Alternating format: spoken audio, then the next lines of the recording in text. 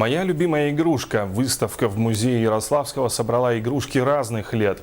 Игрушки начала прошлого века, современные куклы будут доступны зрителям целый месяц.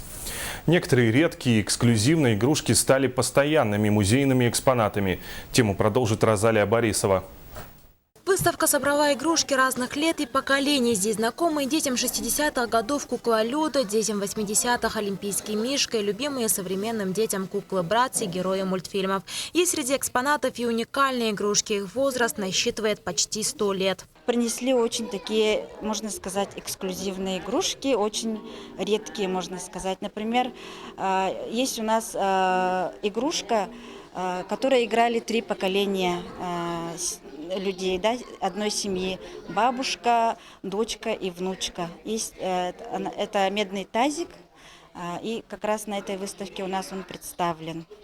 Многие игрушки сегодня намного старше своих хозяев. Швейным машинкам или пианино давно исполнилось 20, а то и 30 лет. Но тем не менее, они все еще готовы дарить радость и занимают особое место на полках с игрушками. Пианино муж часто ездил в командировку, и вот он привез из Москвы, и дочка 84-го года рождения, вот где-то в 85-м или 6-м году он привез.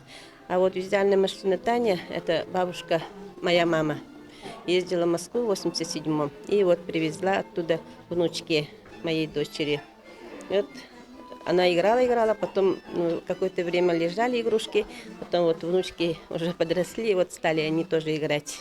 Наряду с фабричными на выставке представлены и ручные работы. Многие из них объездили половину земного шара. Игрушечный мальчик с карасем по мотивам картины Чикачева или старушка Беберикан знакомит иностранцев с якутской культурой и выполняет совсем не игрушечную роль. Вязаные игрушки это я делала еще где-то в 90-х годах.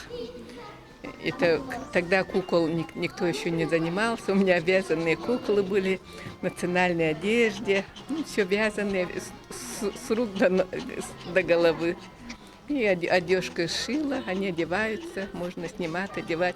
У каждого должна быть своя игрушка, но если это сделано еще своими руками, это совсем другое, чем покупная в магазинах, например.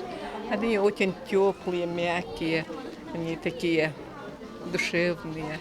На месяц игрушки станут музейными экспонатами. Затем каждый из них вновь вернется в дом, чтобы продолжить выполнять свою миссию. Розалия Борисова, Иван Семенов, НВК Саха, Якутск.